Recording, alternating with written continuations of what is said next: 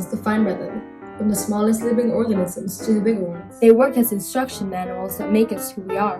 But sometimes things don't go as planned, and some people are born with degenerative diseases in their DNA, like Alzheimer's, for example. But what if I told you there's a way of correcting these genetic defects and also treating and preventing the spread of diseases? That is CRISPR, a simple yet powerful tool for editing genomes. It allows researchers to easily alter DNA sequences and modify gene function.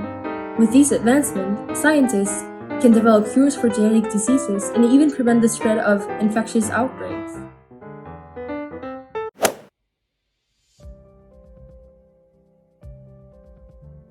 With microbiologist Francisco Mojica's studies, we learned that CRISPR is actually a natural process, as it is the attacking mechanism of bacteria like E. coli against invasive viruses.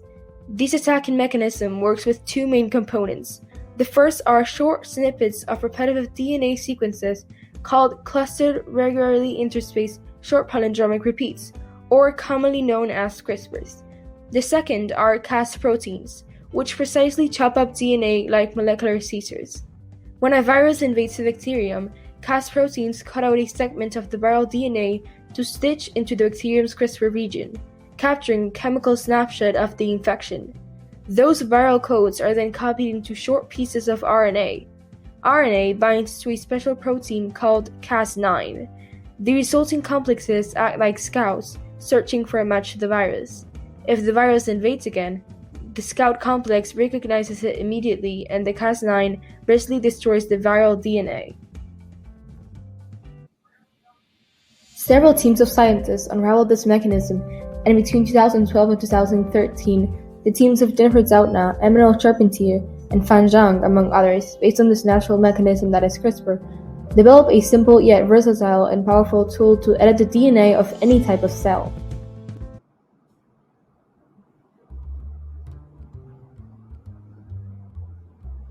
To use this method, scientists first identified the sequence of the human genome that's causing the health problem. Then, they create a simple guide RNA that can recognize that particular sequence that will be cut out. A guide RNA has a target site, which is a guide to the sequence that will be cut out, and a PAM sequence. PAM is a short DNA sequence that follows the DNA region targeted for cleavage by the CRISPR system, such as CRISPR-CAS9. The PAM is required for a Cas nuclease to cut. Once prepped, the guide RNA is attached to the Cas9 enzyme, and then this complex is introduced to the target cells. It locates the sequence and cuts the DNA. At this point, scientists can then edit the existing genome by either modifying, deleting, or inserting new sequences.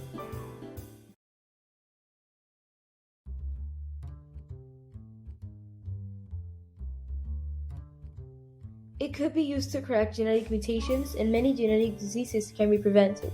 In fact, back in March of 2014, MIT scientists announced that they had cured a rat from a genetic disease, tyrosinemia type 1, by using CRISPR technology on their preclinical trial.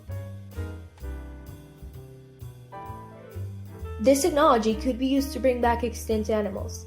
A potential mammoth revival is being spearheaded by George, a Harvard University biologist and CRISPR pioneer who spent the last 11 years figuring out how to bring the creature back. Even though the retrieved mammoth samples from the Arctic permafrost are pretty damaged, they contain just enough DNA to piece together a complete map of the mammoth's genetic code from mere fragments, but there is still a long way to bringing back extinct animals. We could remove diseases like malaria from mosquitoes. Scientists have created mosquitoes that are resistant to malaria by deleting a segment of mosquito DNA. The altered mosquito passes on the resistance genes to 99% of their offspring, even when they mate with normal mosquitoes. This technology could help reduce our need for plastic. CRISPR can be used to manipulate a type of yeast that transforms sugars into hydrocarbons, which can be used to make plastic, greatly reducing the need to rely on petroleum-based resources for plastics, easing stress on the environment. We could have disease-resistant crops. Researchers are using CRISPR to discover new ways to improve crop disease resistance and environmental stress tolerance in plants. If successful, this could result in new crops to help feed the global population. We could develop new cancer treatments.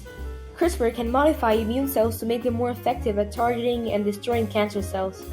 CRISPR can also be used to evaluate how genes can be studied to determine their sensitivity to new anti-cancer drugs, thereby developing a personalized treatment plan with the best possibility of success.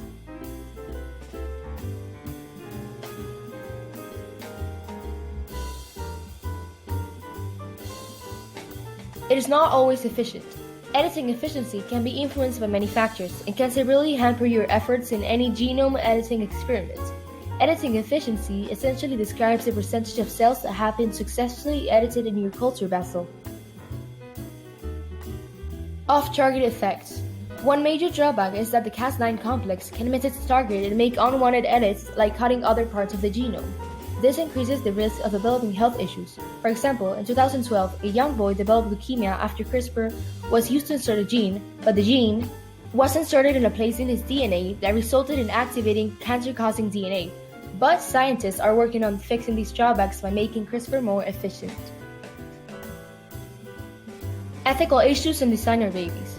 The term designer baby refers to a baby that has been given special traits through genetic engineering. This is done by altering the genes of the egg, sperm, or the embryo. These traits can, in theory, vary from lower resistance to diseases to even gender selection. For many, the notion of experimenting on human beings is unethical, especially when there is insufficient evidence to suggest the experiment will be successful or will not cause any harm. However, what worries most people is the idea that in the future, parents or doctors will be able to dictate traits such as gender, height, or intelligence of their baby. With CRISPR technology starts a new era of genetic engineering, where we could edit and alter genomes of any cell in a simple, rapid, cheap, and precise way. With this technology, we might be able to cure genetic diseases that are now incurable. But CRISPR is not perfect yet. It doesn't always make just the intended changes, and it's difficult to predict the long-term complications of a CRISPR edit.